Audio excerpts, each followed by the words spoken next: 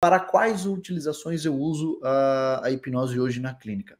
Ansiedade, dor, principalmente dor, que é o campo talvez melhor qualificado e evidenciável da hipnose, tá? Então, diversas utilizações para dor e síndromes, tá? Quadros relacionados a gastro.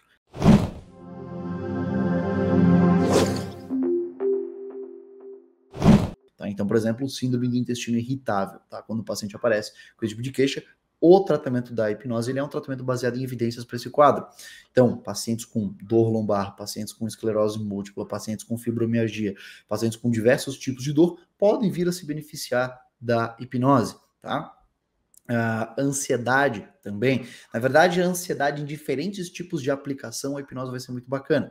Por exemplo, se você for um clínico em âmbito hospitalar, a hipnose é sempre uma ferramenta muito bacana, primeiro porque ela não tem efeito colateral, e segundo porque as evidências nos mostram que, em geral, quando você aplica hipnose num paciente em âmbito hospitalar, ele acaba permitindo que a equipe, e aí a equipe multidisciplinar, né, fisioterapeuta, enfermeiro, médico, psicólogo hospitalar, todo mundo, consiga trabalhar melhor com aquele paciente, ou seja, ele acaba se permitindo deixar ser, como é que posso dizer, manuseado pela equipe terapêutica dele, pela equipe médica dele.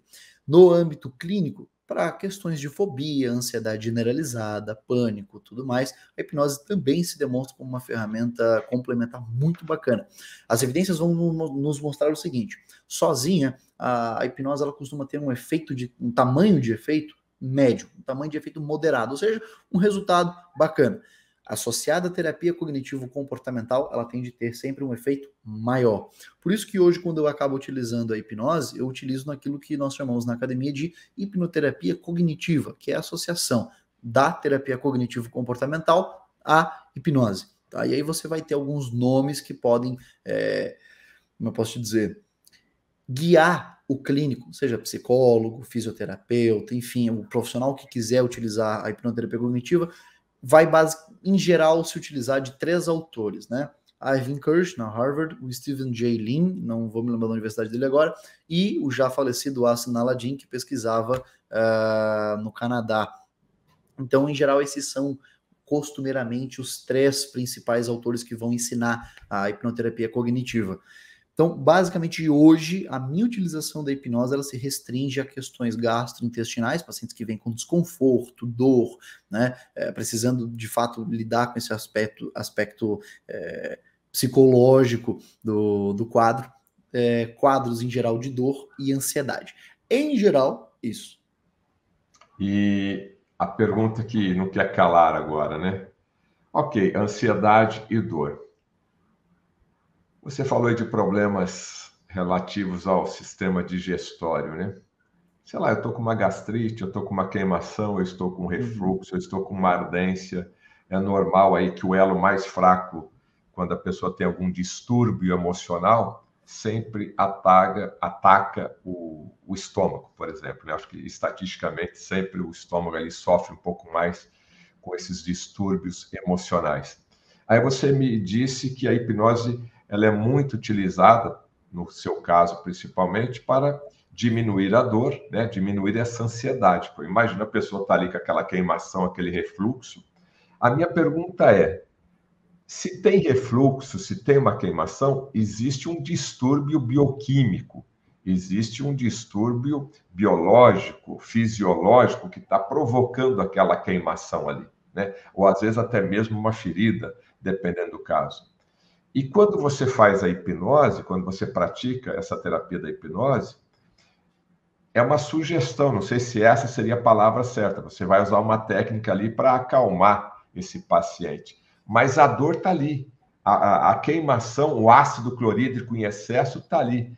Quanto tempo você consegue minimizar essa dor? E qual que é a diferença e qual que é o limite aí, no caso, de uma dor mesmo, de uma ferida que está ali, que causa dor, mas aí a partir da hipnose não vai sentir mais dor. Isso também não pode ser um malefício, porque a dor é um sinal, opa, tem alguma coisa errada aqui.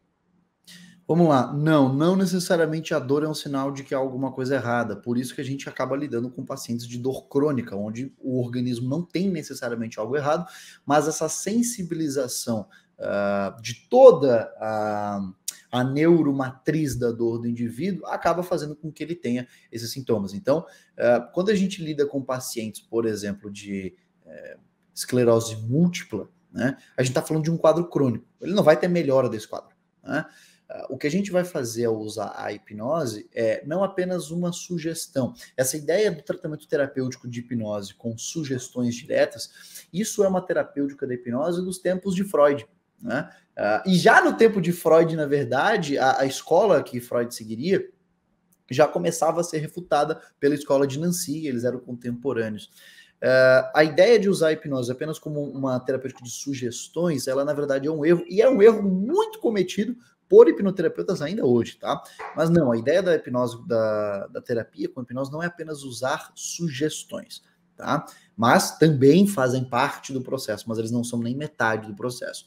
Então, a ideia de lidar com um paciente com dor não é que ele deixe de sentir aquela dor e, portanto, não faça mais acompanhamento nenhum.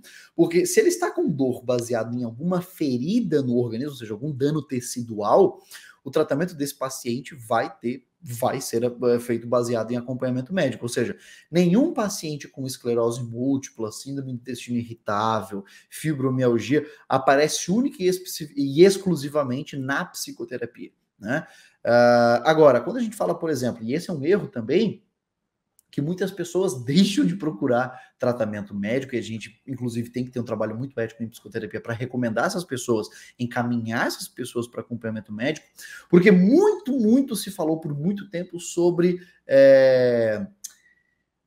dores e quadros emocionais. E hoje, graças ao avanço em pesquisa, a gente sabe que isso já é um termo ultrapassado. Na verdade, esses quadros, eles são multifatoriais, e obviamente o fator psicológico conta muito. Mas, por exemplo, até antes de nós descobrirmos determinados vírus, nós achávamos que algumas dores, né, alguns desconfortos no âmbito gastrointestinal eram emocionais. Hoje nós sabemos que existe o fator psicológico derivado, ou seja, da aparição desse quadro. Então, o quadro começou, então eu comecei a ter um desconforto, queimação, dor, enfim, e a partir disso, obviamente, o meu psicológico é afetado, porque, por que eu tô tendo isso aqui? E aí, a partir disso, eu começo um fluxo entre, eu tenho um vírus que me gera um quadro, eu não sei o porquê que eu tenho esse quadro, isso afeta a minha saúde mental, e eu pioro esse quadro, por causa da ansiedade também, por causa do estresse naquele indivíduo. Então, o que a gente faz, na verdade, no âmbito psicoterapêutico, você vai lidar com a saúde mental desse cara. E o que isso significa com um paciente com dor? Sobretudo, não apenas a diminuição da sensibilidade à dor, tá? Que também é devido ao estresse, à ansiedade que o sujeito vai passando. Quanto mais tempo você passa com dor, mais sensível a ela você vai ficando. Então, o tratamento psicoterapêutico é fundamental para reduzir essa sensibilidade. A regulação das suas emoções. E aí entra já uma subparte, que também poderia ser considerada um terceiro pilar nisso, que é a autoeficácia do indivíduo, apesar da dor. O que é isso? Eu tenho, por exemplo, síndrome do intestino irritável. Então, minha atividade de evacuação, ela é toda alterada. Eu tenho dor abdominal. Eu fico sentindo o meu abdômen fica se mexendo. Sua sociabilidade fica afetada. Você não consegue trabalhar direito, você não consegue sair de casa direito, você não viaja, você não tem vida social, você não tem uma vida profissional, você não consegue ter nada de lazer. Então, esse indivíduo, ele começa a, quanto mais tempo ficar exposto a esses sintomas, mais ele vai ficar o quê? Eu não consigo, eu não vou dar conta, eu sou incapaz, eu sou inútil, né?